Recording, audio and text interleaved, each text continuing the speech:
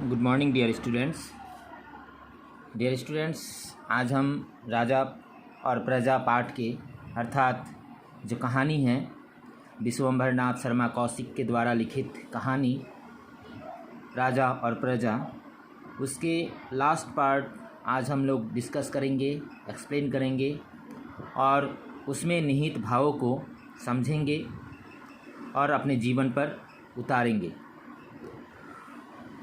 तो हमने जो पहले जितने भी पढ़े थे, अर्थात आज हम लोग पढ़ेंगे पृष्ठ संख्या 10 यानी पेज नंबर 10 फर्स्ट पैराग्राफ से पढ़ेंगे।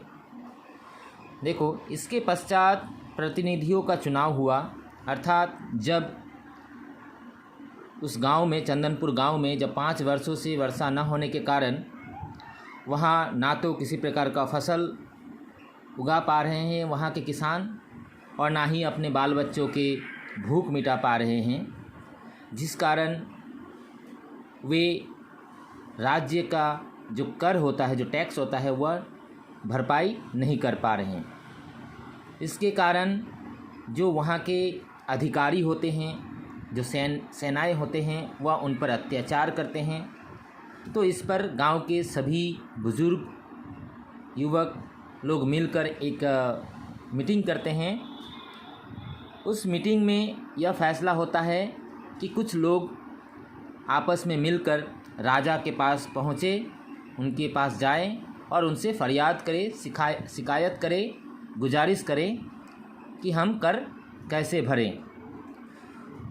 तो इसके पश्चात प्रतिनिधियों का चुनाव हुआ, अर्थात उस मीटिंग में, उस सभा में जो लोग जाएंगे राजा के पास गुहार लेकर, उनका चुनाव होता है, सिलेक्शन होता है। हमारा वही पूर्व परिचित व्यक्ति भी चुना गया। पूर्व परिचित व्यक्ति अर्थात इससे पहले शुरुआती में जो हमें एक देहाती मिला था, जो उस नवयुवक और युवकों को पानी पिलाने की काम किया था, उनको पानी पिलाने में मदद किया था पानी की खोज में, वही देहाती इस जो राजा के पास जाने के जो लोगों का चुनाव होता है उसमें यह युवक भी चुना गया। उचित समय पर ये लोग महाराज की डयरों पर पहुँचे, अर्थात उचित समय यानी कि जो समय था, जो समय निर्धारित किया गया था, उस समय में सभी लोग महाराज के डेरे जो होते हैं, यानी कि महाराज जहाँ पर रुके हुए थे वहाँ पर पहुँचे। परंतु महाराज तक पहुंचना कठिन था, यानी जहां पर महाराज रह रहे थे, जिस महल में, वहां तक पहुंचना काफ़ी कठिन मालूम हो रहा था, क्योंकि जो प्रतिनिधि थे, जो वहां के अधिकारी थे, वह उनसे मिलने नहीं देते थे। इसलिए उन्हें बहुत कठिन का सामना करना पड़ा था। 3 दिन तक ये लोग महाराज के राजप्रसाद के सामने मैदान में पड़े रहे, यानी कि वे 1 दिन 2 दिन नहीं बल्कि 3 दिन वे महाराज के जो राज्य है, यानी कि जो महल है, उसके बाहर मैदान में वे 3 दिन पड़े रहे, लेकिन एक बार भी महाराज से उनका मुलाकात नहीं हो पाया। चौथे दिन मुखिया ने कहा, हम लोग इतना कष्ट सहकर आए पर फिर भी कोई लाभ नहीं। चौथे दिन यानी कि 3 दिन गुजर चुके हैं महाराज से मिलने की कोशिश में, आज चौथा दिन है। चौथे दिन भी उनका जो कोशिश होता है वह नाकाम होता दिखाई दे रहा है। तो चौथे दिन मुखिया कहते हैं कि हम लोग इतने कष्ट से, इतने दिनों तक हम लोग यहाँ बैठकर इंतज़ार कर रहे हैं कि महाराज से बात होगी, मिलन होगी, लेकिन कोई लाभ नहीं हो पा रहा, यानी महाराज से उनका मुलाकात नहीं हो पा रहा। महाराजा तक कोई हमारी खबर ही नहीं पहुँचाता। अर्थात जब कोई राजा से मिलने जाते हैं तो वहाँ के जो अधिपति होते हैं या फिर जो सेना होते हैं, मुख्यमंत्री, वे क्या करता है, द्वारपाल, वे पहले राजा के पास जाकर संदेश देता है कि अमुक जगह से इतने सारे लोग आपसे मिलना चाहते हैं। तो वे खबर भी उन तक नहीं पहुंच पा रहा था। नेक्स्ट पैराग्राफ, क्या बताएं, ऐसा अंधेर तो कहीं नहीं देखा, यानी कि ऐसा अंधेरा हमने कहीं नहीं देखा कि राज्य के प्रजा राजा से मिलने आए और राजा तक बात पहुँचे नहीं और ना ही राजा हमसे मिलना चाहे। फरियाद करने आए तो फरियाद भी नहीं सुनी जाती। कह रहे हैं कि हम राजा से फरियाद भी करने आए यानी गुजारिश भी करने आए, लेकिन वह भी सुनने वाला कोई नहीं है।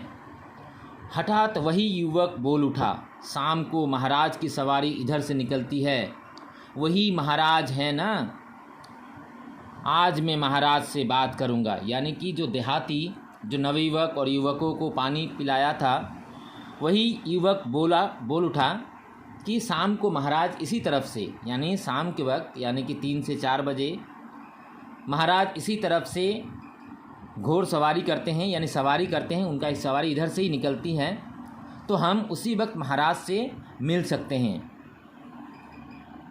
महाराज से बात करूंगा वहीं में। शाम को निश्चित समय पर महाराज की सवारी निकली, यानी शाम के जो समय था 3 या 4 बजे, तब महाराज की सवारी राजभवन से निकलती है। एक बढ़िया फिटन पर महाराज सुशोभित है। फिटन यानी कि रथ जो है, उसमें फिटन का अर्थ हो गया रथ। ओके, तो एक बढ़िया फिटन यानी एक बढ़िया सा रथ पर महाराज सुशोभित थे। सुशोभित यानी कि विराजमान बैठे हुए थे। फिटन पर 4 घोड़े जुते हुए हैं, यानी कि जो रथ था उस रथ में 4 घोड़े लगाए गए थे, यानी उस रथ को खींचने में 4 घोड़े लगाए गए थे। 4 सवार पीछे और 4 आगे चल रहे थे। यानी राजा को तो प्रोटेक्शन देना पड़ता है ना, कि कोई भी अगर उन पर आक्रमण कर दिया, तो इसलिए 4 सैनिक आगे की तरफ घोड़े पर सवार थे और 4 सैनिक पीछे की तरफ देखभाल कर रहे थे कि कोई पीछे से हमला ना करे, कोई आगे से हमला ना करे। इसीलिए दोनों तरफ सेनाएं तैनात थे। युवक पहले से ही सड़क के निकट आकर बैठ गया। यानी जो देहाती युवक था, वह जिस रास्ते से, जिस सड़क से वह राजा वहाँ से सवारी लेकर गुजरते, उसी सड़क के किनारे हुए बैठ गए थे कि राजा आएंगे तो उनसे बात करेंगे। ज्यों ही महाराज की फिटन आई, त्यों ही वह लपक कर सड़क के बीचों बीच लेट गया। यानी कि ज्यों ही, यानी वह दूर से ही दिखाई दे रहा था कि महाराज कितनी दूरी पर है। तो जैसे ही महाराज पर उनका दृष्टि गया कि महाराज की सवारी इसी तरफ आ रही है, उसने क्या किया, लपक कर यानी फटाक से वहाँ से छलांग मारकर जो सड़क थी उस सड़क के बीचों बीच वह लेट गया यानी कि पसर गया, यानी सो गया। क्योंकि ऐसे अगर बुलाएंगे तो महाराज तो सुनेंगे नहीं, सेना लोग धक्का दे देंगे। इसीलिए महाराज से बात करने की तरीका एक ही था कि रास्ते के बीचों बीच अगर लेट जाया जाए तो उसके ऊपर से तो महाराज जाएंगे नहीं, इसीलिए वह रास्ते के बीच पर लेट गया, बीचों बीच। सवारों ने हटो हटो कहा, पर वह निश्चल पड़ा रहा।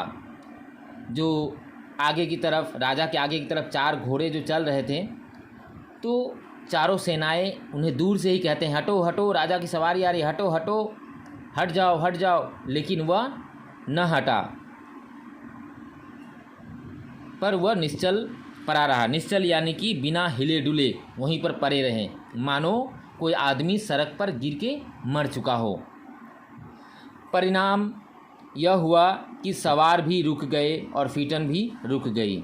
कह रहे हैं कि परिणाम क्या हुआ, यानी कि जब सैनिकों ने बहुत चिल्लाया कि हटो हटो, लेकिन वह आदमी ना तो हिल रहा था ना डुल रहा था, बल्कि वह वहाँ पर चुपचाप पड़ा हुआ था।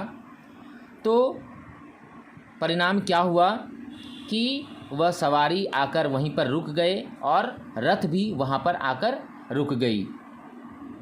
2 सवार घोड़ों से उतर पड़े और उन्होंने ठोकर मारकर युवक को उठाना चाहा, परंतु वह पड़ा ही रहा। यानी जो आगे की तरफ 4 घोड़सवार तैनात थे, उनमें से 2 घोड़सवार नीचे उतरते हैं और उतरकर उस युवक को ठोकर मारते हैं कि उठो उठो, यानी उनके हाथ में जो तलवार होते हैं उनसे वे ठोकर मारते हैं कि उठो उठो, हटो यहाँ से, यहाँ क्यों पड़े हुए हो। लेकिन वह देहाती युवक वहाँ से तनिक भी न हिला। अंत में उन्होंने उसके दोनों हाथ पकड़कर उठाया। अंत में कितना भी हिलाया गया, जब युवक थोड़ा सा भी हिला डुला नहीं, तब दोनों घोड़सवारें उनके हाथ पकड़कर उठाते हैं। महाराज ने फिटन पर से कहा, कौन है, इसे हमारे सामने लाओ। महाराज उसी रथ पर विराजमान थे, बैठे हुए थे। वे सिपाहियों से कहते हैं कि कौन है, उसे हमारे पास ले आओ, यानी उस आदमी को मेरे पास ले आओ, मैं भी देखना चाहता हूँ। युवक सिर झुकाए हुए था। जब युवक को महाराज के सामने ले आया गया तब युवक सिर झुकाए हुए खड़ा था। उसने सिर उठाया और महाराज की ओर देखा। जब देहाती युवक महाराज के समक्ष ले जाया गया तब उसने जब अपना सिर उठाकर महाराज की ओर देखा, महाराज के मुख पर दृष्टि पड़ते ही वह चौंक उठा। यानी महाराज के जैसे ही वह देहाती युवक ने महाराज की ओर देखा, देखते ही वह चौंक उठा। क्यों चौंक उठा? यानी वह आश्चर्यचकित हो गया। क्यों आश्चर्यचकित हुआ? आगे पढ़ते हैं कि उसने देखा कि महाराज और कोई नहीं, वही नवयुवक है जिसे उसने 5 वर्ष पहले जंगल में पानी पिलाया था। यानी जब देहाती ने, उस ग्रामीण युवक ने जब महाराज की ओर अपनी सर उठाकर दृष्टि दिया, यानी कि नज़र दिया, तो देखते हैं कि अरे, चौंक उठते हैं कि अरे, यह तो वही नवयुवक है जिसे मैंने 5 वर्षों पहले जंगल में पानी पिलाया था। परंतु उसने इस विस्मय को तुरंत दबा दिया। परंतु यानी देहाती उस नवयुवक को देखकर, इस महाराज को देखकर वह पहचान गया था कि यह महाराज कोई और नहीं बल्कि वही नवयुवक हैं। तो पहचानते हुए भी वह उस चीज़ को दबा दिया अपने अंदर। उसने वहाँ पर उस विषय को और नहीं कहा कि अरे, आपको तो मैं पहचानता हूँ, आप तो वही नवयुवक है जिसको मैंने 5 वर्ष पहले पानी पिलाया था। तो यह चीज़ को उसने नहीं बताया, अपने दिल में ही दबा लिया। महाराज ने पूछा, तू कौन है? महाराज ने उस देहाती युवक से पूछते हैं कि तुम कौन हो? सरकार, मैं चंदनपुर का रहने वाला हूँ। हम 5 आदमी 3 दिन से यहाँ पड़े हैं, श्रीमान के पास फरियाद लेकर आए हैं। जब महाराज उस देहाती युवक से पूछते हैं कि तुम कौन हो, तो देहाती युवक महाराज को उनके सवालों का जवाब देते हुए कहते हैं कि सरकार, हम चंदनपुर के रहने वाले हैं, यानी चंदनपुर गांव के रहने वाले हैं, आपके ही राज्य के प्रजा हैं। हम 5 दिन से आपसे मिलने की कोशिश कर रहे हैं, परंतु आपसे मिलन नहीं हो पा रहा। इसलिए श्रीमान के पास यानी आपके पास, आपके समक्ष एक फरियाद, गुजारिश, शिकायत लेकर आए हैं। क्या फरियाद है? तो महाराजा उनसे पूछते हैं कि अच्छा, क्या फरियाद है, बताओ। युवक ने अपने गांव की दुर्दशा और राज कर्मचारियों के अत्याचार का सब वृतांत कह सुनाया। यानी जब महाराज ने पूछा कि अच्छा बताओ क्या फरियाद है, तो उस युवक कहता है कि हमारे गांव में 5 वर्षों से बारिश की एक बूंद तक नहीं पड़ रही है, जिसके कारण खेतों पर ना तो कोई अनाज हम उगा पाए हैं और ना ही किसी प्रकार का फसल हो पाया है। इसीलिए हम आपके कर यानी आपके राज्य का जो टैक्स होता है वह हम नहीं चुका पा रहे हैं, जिस कारण आपकी सेनाएं हम पर अत्याचार कर रहे हैं। आपके अधिकारी जो हैं वे हम पर अत्याचार कर रहे हैं। बस हम इसी फरियाद को लेकर आपके समक्ष आए हैं। महाराज बोले।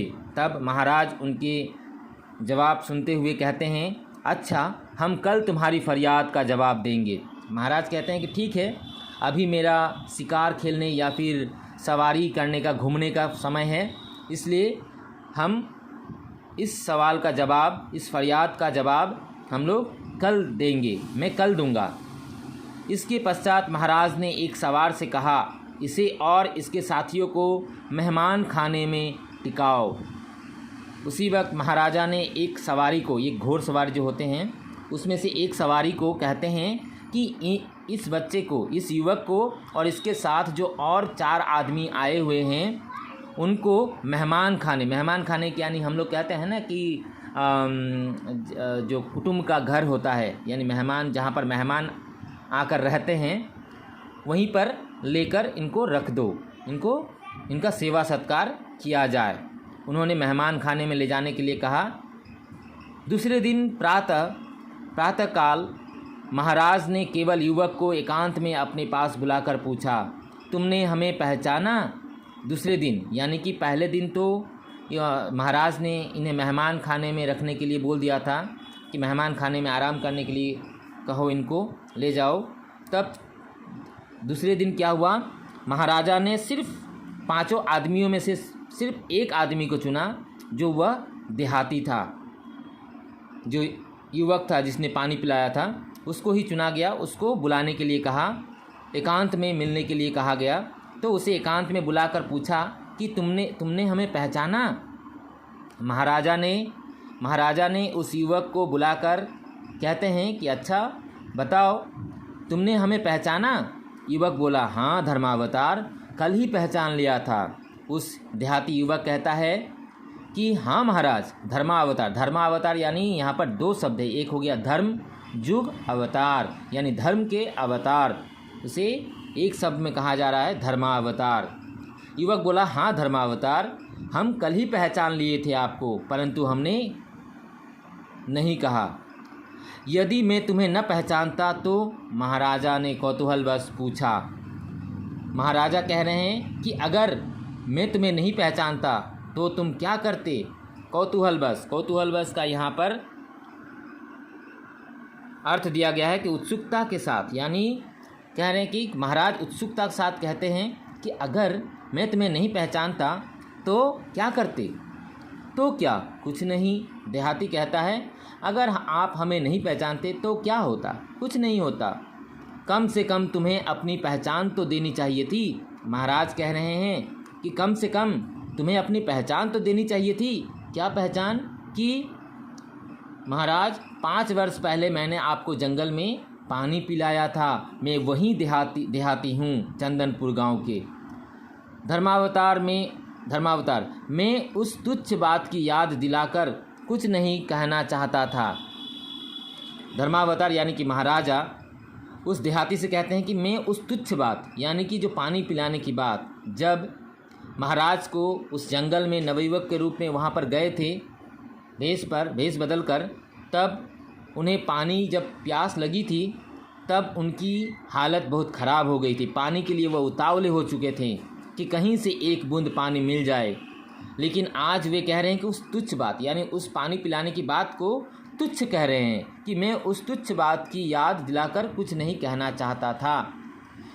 मेरा जो यहाँ पर उस देहाती कहता है कि वह तुच्छ बात यानी पानी पिलाने की बात को वे तुच्छ कहते हुए, तुच्छ मालूम करते हुए कहते हैं कि मैं उस तुच्छ बात को याद दिलाकर आपसे कुछ नहीं कहना चाहता था। मेरा जो कर्तव्य था मैंने किया और अब श्रीमान से यही प्रार्थना है कि श्रीमान अपना कर्तव्य करे। यानी कि देहाती महाराज से कहते हैं कि धर्मावतार, यह मेरा कर्तव्य था कि हमने आपको पानी पिलाया, यह एक तुच्छ काम था, जो मेरा कर्तव्य था मैंने वह कर्तव्य को निभाया। परंतु अभी आपका कर्तव्य बनता है कि हमने जो यह फरियाद लेकर आए हैं उस पर आप अपना कर्तव्य निभाएं। यदि श्रीमान अपना कर्तव्य पालन करेंगे तो मेरे ऊपर भी श्रीमान का कोई एहसान न होगा। वह देहाती कहते हैं कि हमने जो फरियाद कि 5 वर्षों से जो वर्षा न होने के कारण अनाज नहीं उगा पाए, जिस कारण वे कर नहीं दे पाएंगे, उसका मुआवजा मतलब उसको माफ़ किया जाए। यह अगर एहसान करेंगे तो हम भी आपके एहसानमंद होंगे।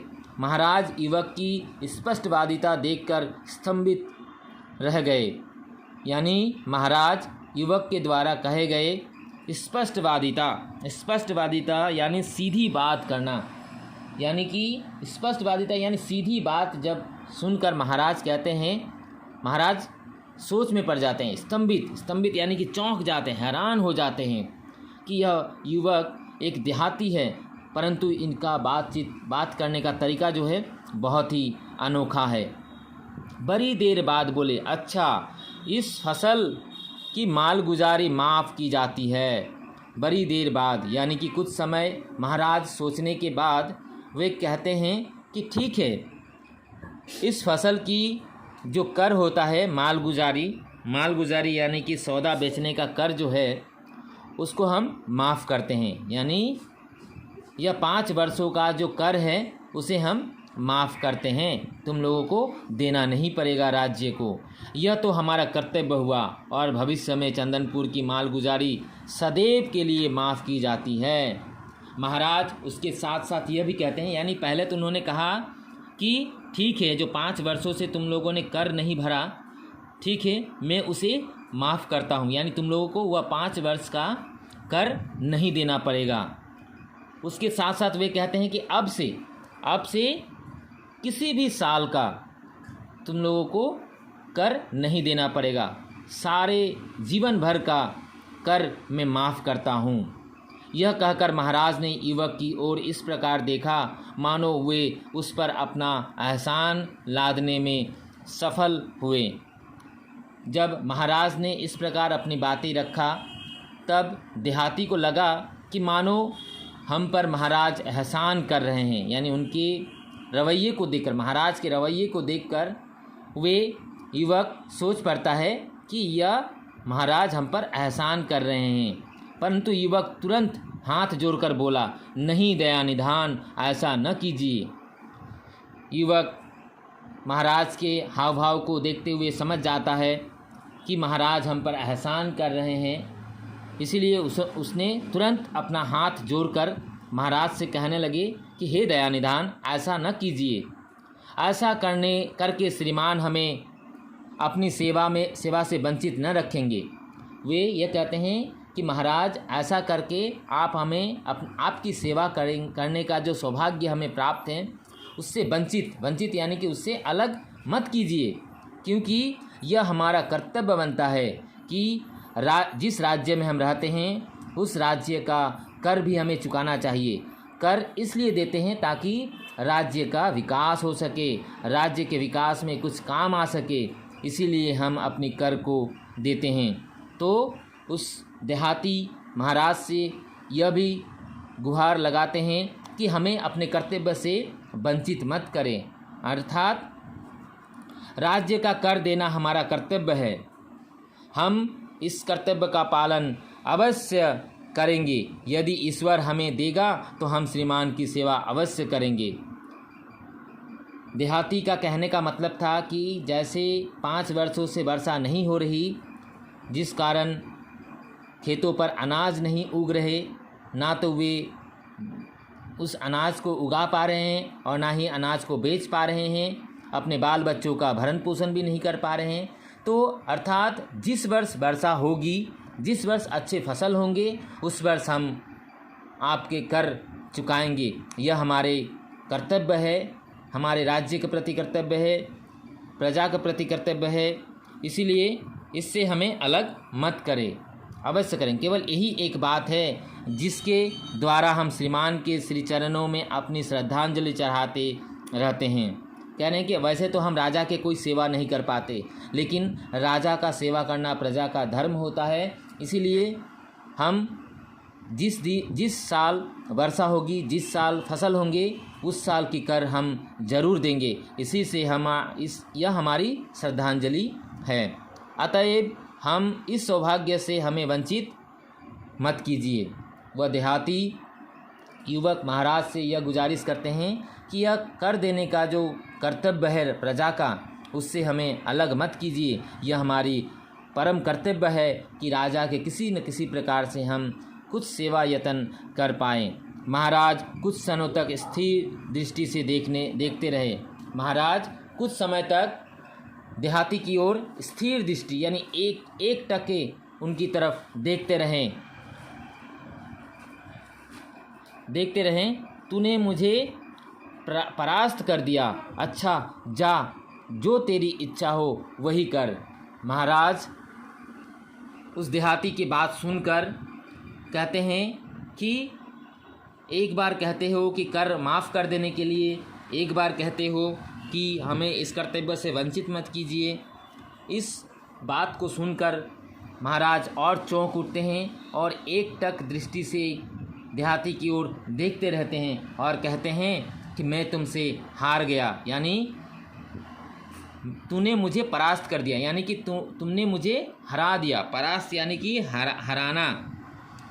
तुमने मुझे अपनी बातों से मुझे हरा दिया। अच्छा जा, तेरा जो मन करे वही करना, यानी कि इच्छा, यानी कि तेरा जो इच्छा हो, जो कामना हो वही तुम करो, उसी में मैं भी खुश हूँ और आप भी खुश रहो, कहकर वहाँ से महाराज उठ खड़े हुए और अपने राजभवन की ओर चले जाते हैं।